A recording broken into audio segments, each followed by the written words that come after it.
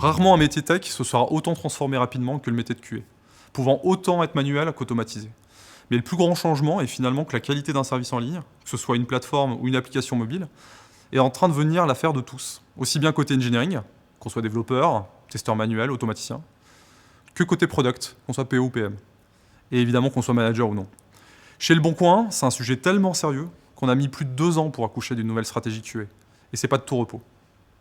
Je vous propose maintenant de confortablement vous installer et de vous laisser conter l'histoire de la strat QA par Stéphanie Roger et Jean Maritane, respectivement Engineering Manager Core Infra Qualité et Lead QA Analyst. Bon visionnage.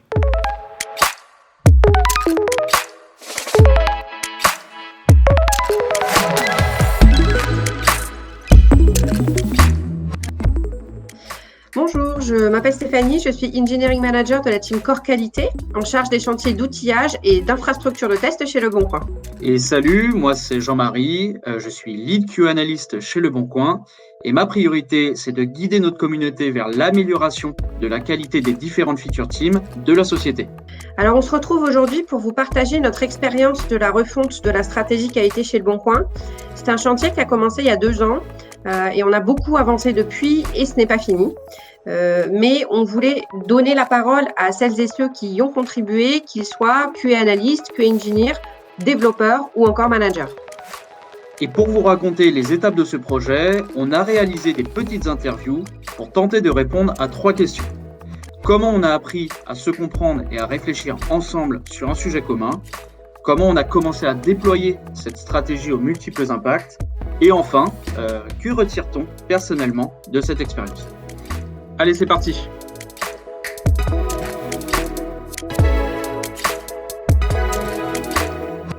Ouais, du coup, j'ai un souvenir quand on était dans la grande salle de réunion qu'on appelle l'Agora, qui est une salle avec un énorme tableau blanc sur le côté. À un moment, on s'est dit, tiens, on va dessiner sur ce tableau la totalité du process qui est nécessaire pour s'assurer de la qualité d'un ticket, enfin d'un user story.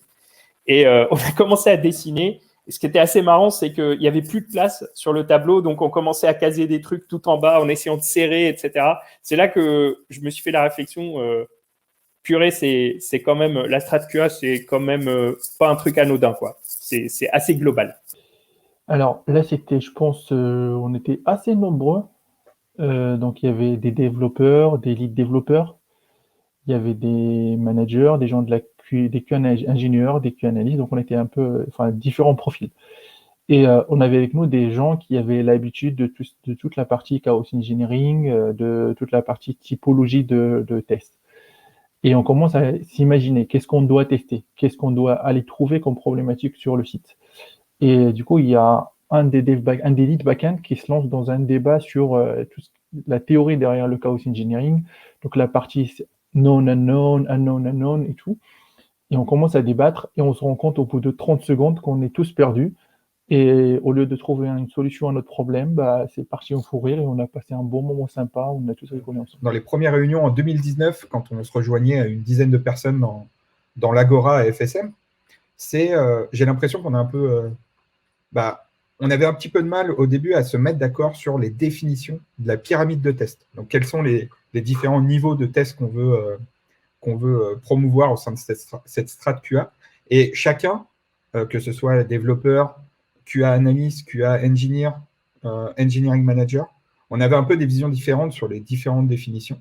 Et par contre, à un moment, on a un petit peu débloqué la situation où on s'est retrouvé à continuer nos discussions et puis une personne du groupe, il me semble un engineering manager, a pris un peu la parole pour résumer un petit peu toutes les situations et tout le monde s'est arrêté. On avait trouvé le moment où on était d'accord sur toutes les définitions, que ce soit les tests unitaires, les tests d'intégration, les tests end-to-end.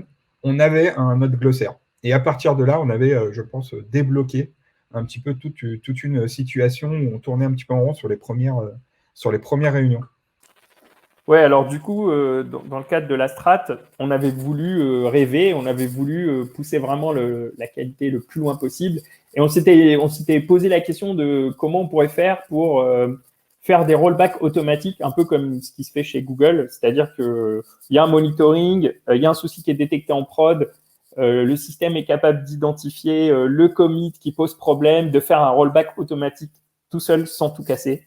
Et donc, on s'était enfermé dans une pièce pendant 1 heure avec des QA engineers, un développeur back-end, quelqu'un de l'équipe infra aussi, et on s'est arraché les cheveux pour essayer de voir comment on pouvait arriver à réussir ça. Et puis, je crois qu'on a fini par laisser abandonner en disant bon, on se projette peut-être un petit peu trop loin, on n'est pas prêt, le système n'est pas encore prêt, et je pense qu'on a lâché le truc. Et j'arrive chez Le Bon Coin en tant que coach agile. Et je constate un gros chantier, un gros plan sur 3 ans, et c'est pas du tout sur ce que je fais d'habitude en tant que coach agile, où on fait plutôt des petits pas. Donc je vois ça et je suis un peu, j'ai un peu le vertige de voir tout ce qu'il y a à faire, tout ce qu'il faut faire, et je me demande mais qu'est-ce que ça va être le prochain pas, etc. Donc je suis un peu surpris par ce gros chantier. Comme je dis, je viens d'arriver, je suis un peu déstabilisé. Et donc, lors des ateliers dans l'Agora, je vois plein de gens bien impliqués et surtout qui maîtrisent l'open space. C'est-à-dire que on décide des ateliers qui vont être faits, il y a des groupes qui se constituent et assez rapidement, les gens produisent des choses. Et donc, le deuxième effet, c'est que je vois le pragmatisme du Bon Coin en action, et je vois justement les ateliers qui se passent bien et des choses et l'open space qui est maîtrisé. Et donc ça me rassure un petit peu. Alors, ce que j'ai envie de vous raconter, ça n'a rien à voir avec la strat QA, mais c'était un des souvenirs qui m'a le plus marqué dans ces réunions dans l'Agora. C'était le tout début du remote chez Le Bon Coin. Et on a galéré comme pas possible à essayer de faire communiquer des gens qui étaient sur place, des gens qui n'étaient pas là. On avait du Larsen, on s'entendait pas. On a passé parfois la moitié du créneau à juste essayer de se comprendre et à se parler. Bon, pour autant, on a réussi à avancer. On faisait souvent râler les gens qui étaient derrière nous. Ils se plaignaient parce qu'on mettait le son sur le vidéoprojecteur à fond pour réussir à se parler. C'était horrible. Mais ça avançait. On faisait des choses. On avançait petit à petit. Mais c'est fou de revenir là-dessus maintenant qu'on est tous des experts du remote. Se souvenir qu'à l'époque, on était encore des petits juniors et qu'on ne savait pas encore faire ça correctement. Pas forcément d'anecdotes à vous raconter. J'en garde que de bons souvenirs de nos réunions de brainstorming de 2 heures. C'était des opportunités de mener des réflexions, lancer des débats, croiser nos connaissances et les challenger. Et s'il y a une chose que je retiens, c'est vraiment la bonne humeur, la convivialité, la bonne synergie entre tous les membres de la team.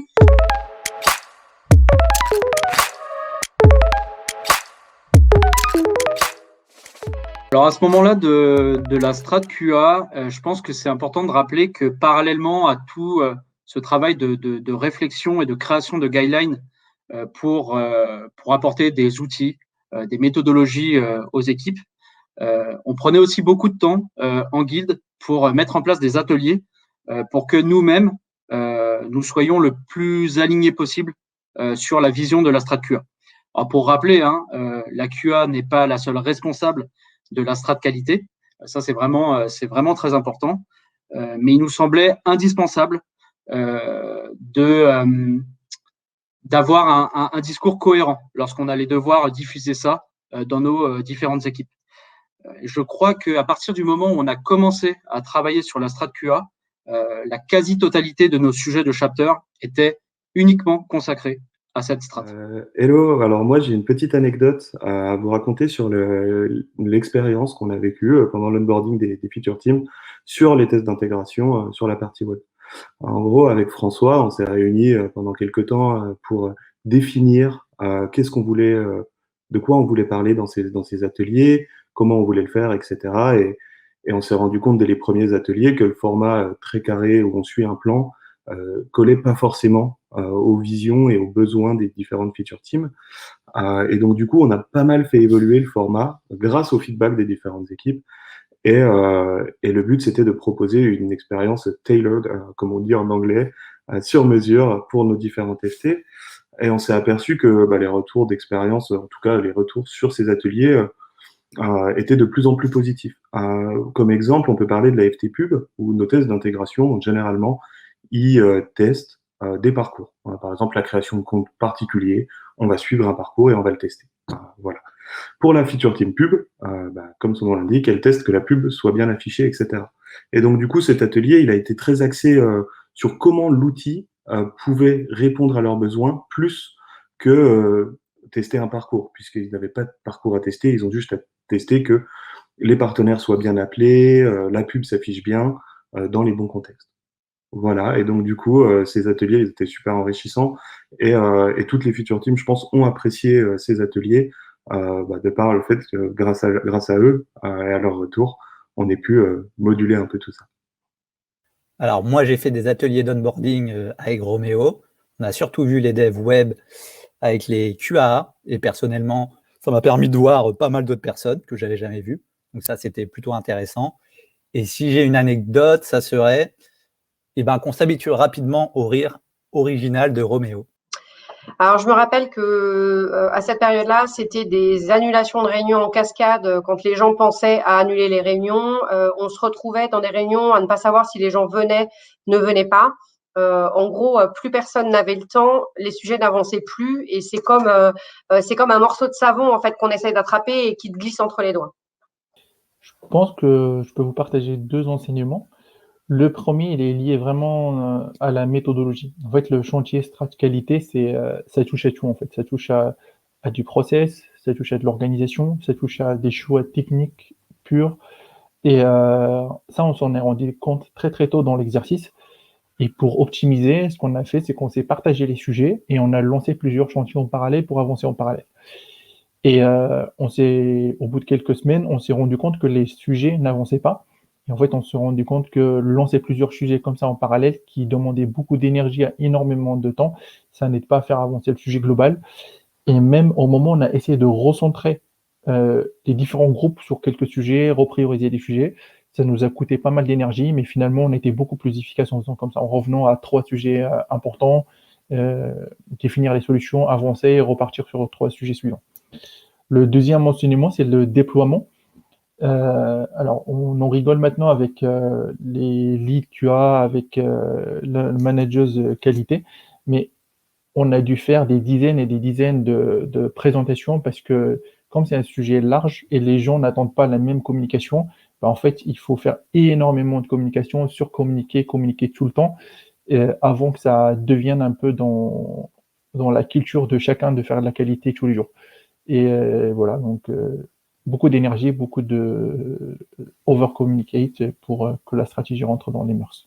Alors, je me rappelle qu'on a commencé les sessions, on présentait devant 50, parfois 60 personnes. On était un peu fébrile de présenter notre travail qu'on avait fait depuis 1 an. Et je sais qu'il y a une personne de l'équipe qui aimait bien changer les slides à la dernière minute, ce qui, moi, me mettait dans un stress profond. Mais on arrivait quand même à retomber sur nos pattes parce que pendant les présentations, quand il y en a un qui avait un trou, les autres venaient en renfort. Donc au final, ça passait bien. Mais je ne citerai pas cette personne. Je pense qu'elle se reconnaîtra toute seule. Alors, je me souviens avoir eu beaucoup de pression pour cet exercice. À l'époque, j'étais pas le plus à l'aise à l'oral ou pour faire des présentations. Et là, de savoir que j'allais devoir diffuser un message avec autant d'enjeux, surtout à des managers, à des product owners, à un grand nombre de développeurs, ça avait quelque chose de stressant. Alors d'excitant aussi, mais de surtout très stressant. Je savais qu'en face, également, il y avait mon équipe. Il y avait pas mal de gens que je connaissais au travers de la société. Et il y avait vraiment cette forte volonté de faire bonne impression. Et ça rajoutait encore plus de stress. Et pour la petite anecdote, c'est vrai qu'on n'était pas les meilleurs pour faire baisser la pression. On était plutôt du genre à modifier des slides à quelques minutes de la présentation juste avant de monter sur scène. Évidemment, c'est quelque chose que je ne recommande pas.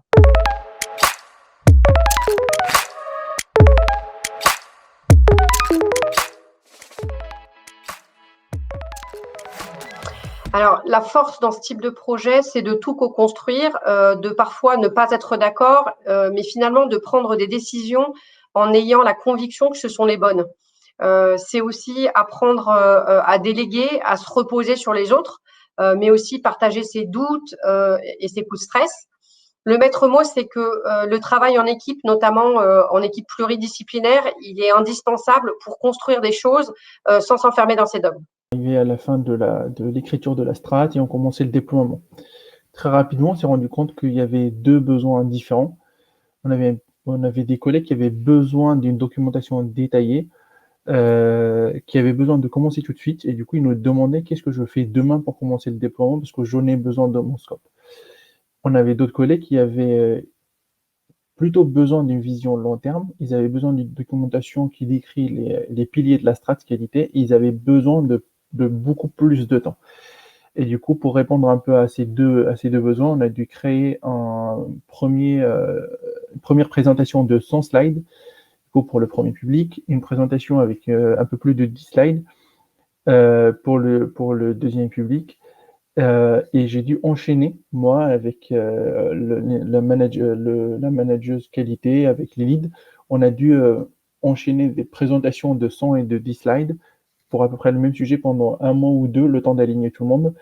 Et ce qui était drôle, c'est que par moment, on arrivait dans une réunion et on savait plus si on devait présenter les 10 et les 100. Donc, il fallait switcher, se remettre un peu dans le bon contexte et faire la présentation. Donc, c'était des moments sympas, mais à la fin, on était content parce qu'on a réussi à réaligner tout le monde et repartir